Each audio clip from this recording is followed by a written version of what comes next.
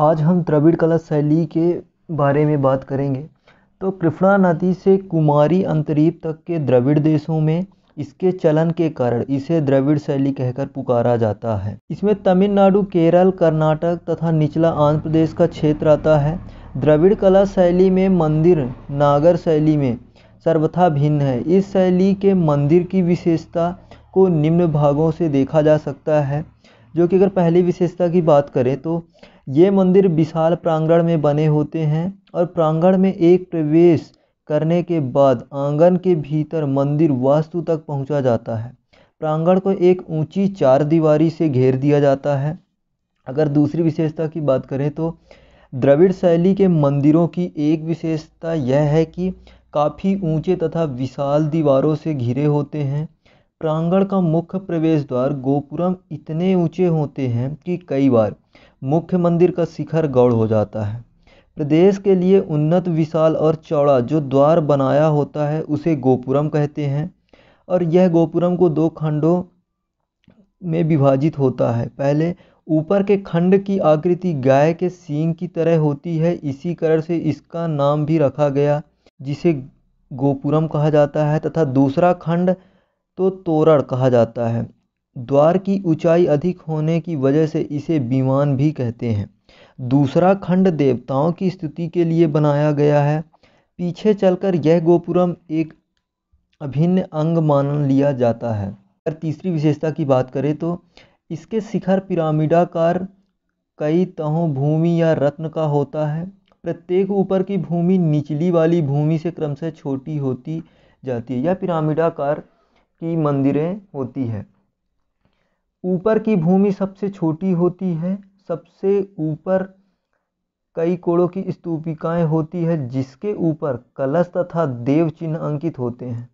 दो भूमियों के बीच कुछ भाग का अंतर की ओर घुसे होते हैं।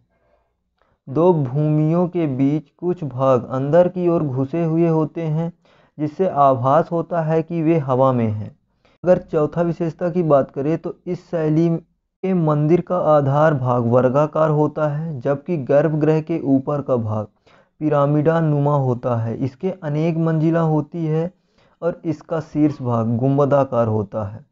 और पांचवा विशेषता की बात करें तो यह प्रायः मंदिरों के प्रांगण में सीढ़ी युक्त एक जलाशय भी होता है।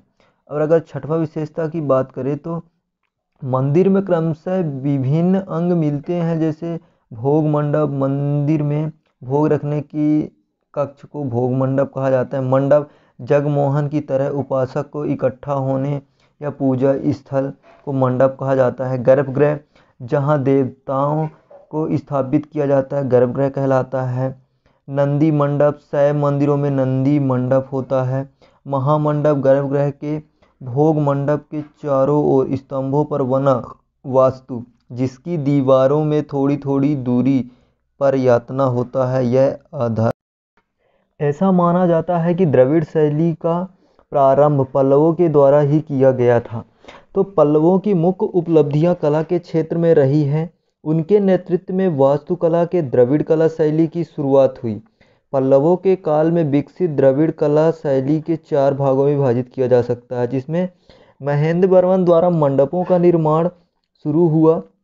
इस चरण में पहाड़ों को काट कर उसे मंदिर की शक्ल दी गई और इसे ही मंडप कहा गया। इस मंडप के बाहर बने मुख्य द्वार पर द्वारपालकों की मूर्ति बनाई गई थी।